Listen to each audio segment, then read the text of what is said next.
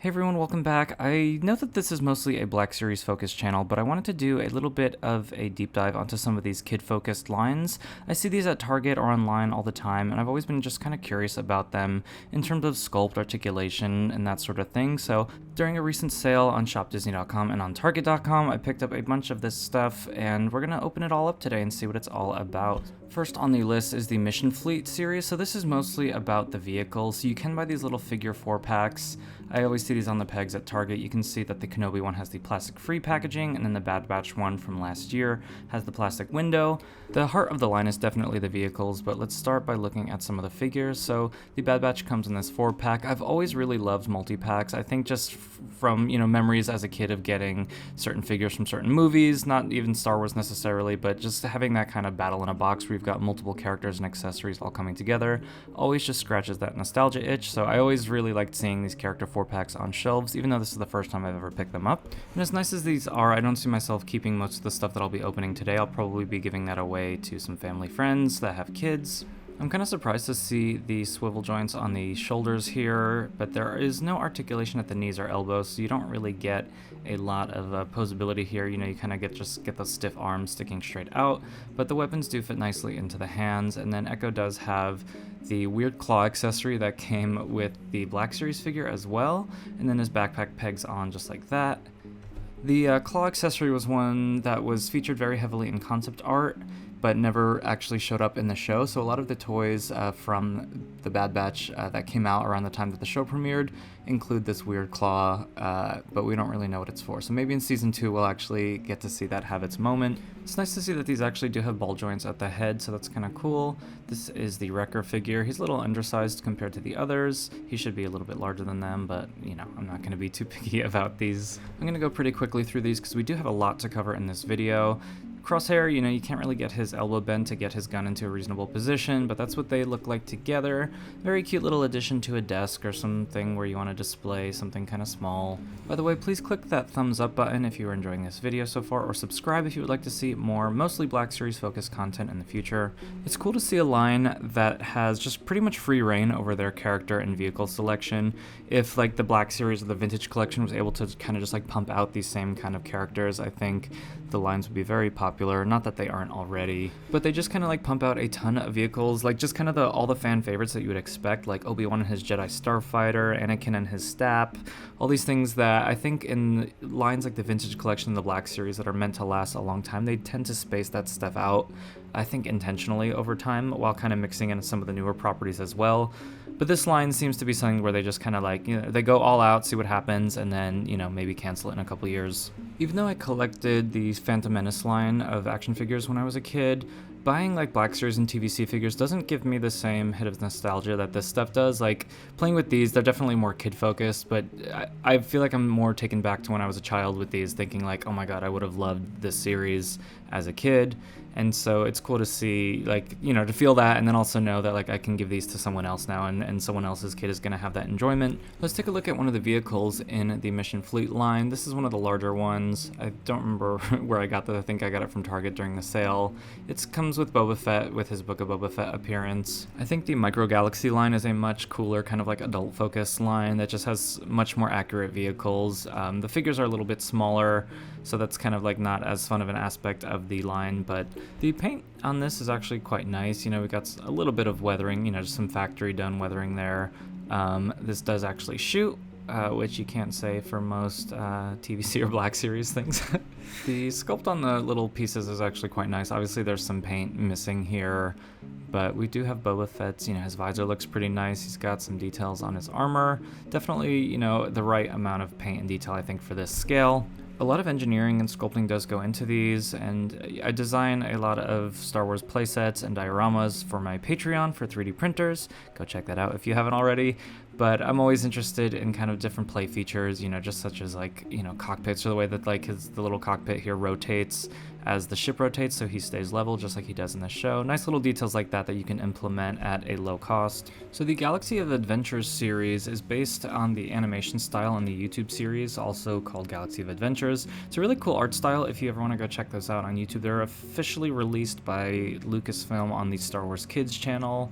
Really fun to watch occasionally, but I thought the art style of the figures was actually really cool, and I saw these going on sale a while ago for really cheap, and the Mandalorian figure definitely caught my eye as well.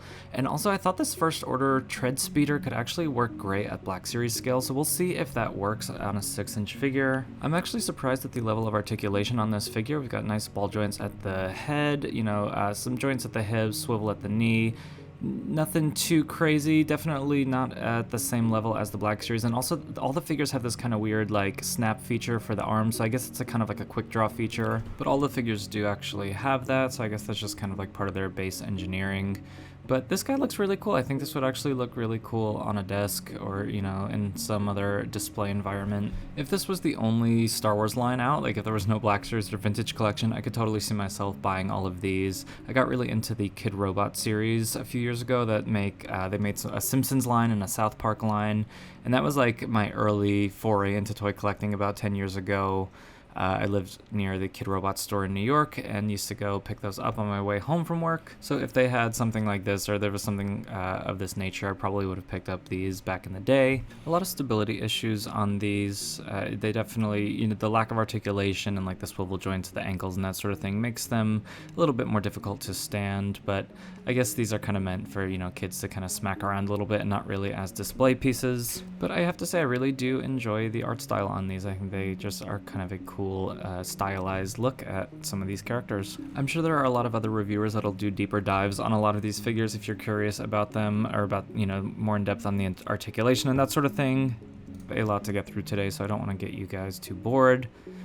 This has a cool explosion feature here where if you have the figure seated on it, you can push this button on the back and it pops off the front panels as well as the figure. So a nice little play feature there, but I am curious to see how this will scale with a 6-inch figure. So I'm going to use a Figuarts figure because the scale is just slightly smaller than Black Series, just by like less than half an inch.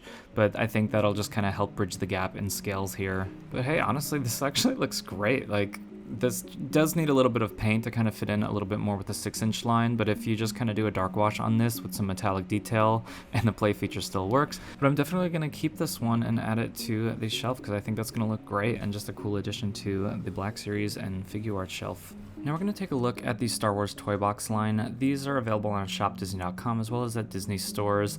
The Ahsoka and Captain Rex 2-pack is what first caught my eye. I didn't pick that one up though, I picked up the Razor Crest. You can see that the toy itself looks a little bit more kiddish, for lack of a better word. There's not a lot of paint detail on here. It does have some nice play features. It has this little cargo bay that opens up, and then it has this carbonite block that's has like a thin rubber on there, so when you stretch it over a figure, it gives kind of that like trapped in carbonite effect. The figure itself, it's kind of like the Galaxy of Adventures one. It's about the same size, but a little bit more cartoonish and a little bit less articulation. The Grogu that comes with it is just a statue. It doesn't have any articulation. It looks like it would. It's separate pieces, but they don't actually articulate. It's just so they could make them in separate plastics. And now the thing that really got me interested in the Toybox line is this giant Darth Vader collection. This is kind of to reference the old Vintage Collection carrier that was shaped like Darth Vader. And I had been interested in checking out the Star Wars Toybox line, and so with this new release where they re-released all of the initial 8 figures, I just thought this was a cool way to check this out. The sculpt and paint on these is really nice and clean. This feels kind of like you're taking little maquettes out of a stop motion film or a claymation film, something like that. There's a mix of soft and hard plastics here, so the little lighter brown that you see here is a softer, like rubbery feeling plastic, so it can just kind of allow for a little bit more articulation. It's actually feels better than the Black Series one, which has that hard plastic at the joints that makes articulation really difficult on Chewie, so that's kind of cool to see. The Stormtrooper here, I don't like this sculpt as much as the Galaxy of Heroes one, but the gun does fit into his hand pretty easily. The articulation is a little wonky. He's got these really tiny thighs and kind of weak knees. I know it's just kind of the aesthetic of these to have these skinny legs and then the big feet. He can hold his gun fairly decently, and they do stand up okay. For how big their feet are, you'd think think they would be a little bit more easy to stand, but the lack of articulation in certain areas does make certain poses pretty difficult. I definitely get Team America World Police vibes from these. They definitely kind of have like a puppet marionette feel to them. They feel kind of like they were carved out of wood, which I think is kind of the aesthetic that they're going for with that Toybox title there. I don't really know who the target audience is for this. I'm guessing it's younger kids, like age 5-ish, but I don't know that they necessarily would enjoy this type of style as much. The articulation on the elbows is definitely very limited. They do have some kind of weird sculpted joints. Like you can see his legs almost look double jointed at the back, almost like how a horse's legs are. But I guess that's just kind of part of the style that they're going for with like really exaggerated calves and stuff. The Princess Leia legs are even weirder if you look under her skirt here in order to pose her. It almost looks like her legs are on backwards. I thought that there might have been something wrong with the angle here, but that's just how they're styled. It just gives it that animated effect, I guess. I do really like the consistency in this line, and I do appreciate the aesthetic a little bit more than something like a Funko Pop or other popular collectible series. Like if the Funko lines all look like this, I might actually collect the Star Wars ones as well as some additional franchises. I've always been very grateful that I actually don't like the look of Funko Pops, because the consistency in their packaging, the stackability, and all those kinds of things are all things that seem like they would appeal to me, but I think at the end of the day, like, I just don't find the base product attractive, and so I think I'm actually very glad that I'm not collecting Funko Pops. So anyway, that's all for today's video. Let me know in the comments below if you guys collect any of these lines, or if you've ever bought anything outside of the Black Series or TVC. These all definitely have collectability to them, and they all have different appeals for different reasons, so I'm curious to hear your thoughts. Anyway, thank you for watching, and I'll see you all next time.